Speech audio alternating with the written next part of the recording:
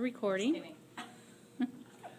Hi, I'm Katy Hammack. I teach at Pride Academy in Santee, and it is not a charter school, it's a regular school, but a few years ago it was in danger of being closed because the enrollment was going down.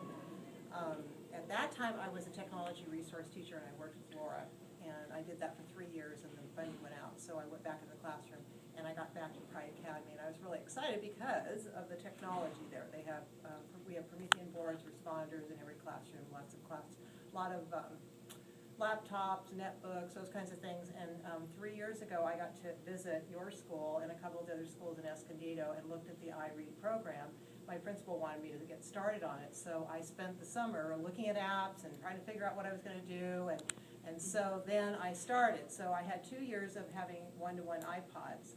And then this last year, like Laura said, the district offered some money up and said, what would you do if you had this money, and what even, how would you evaluate the effectiveness? It had to be at least 2 different grade levels. It had to be 70% of the teachers at that grade level.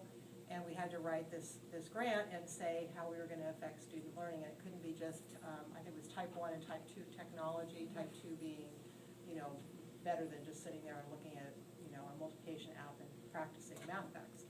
So I talked to my colleagues in 2nd grade, and I said, okay, so if we had two iPod carts at that point. And I said, would you help me write this if we moved the iPod carts down to 2nd grade and then had third grade iPads? And they said yes.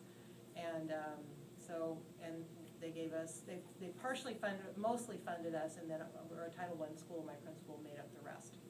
So my teaching partner and I, Tara O'Connell, have one-to-one iPads, and we have one-to-one iPods in the 2nd grade. So, and that's how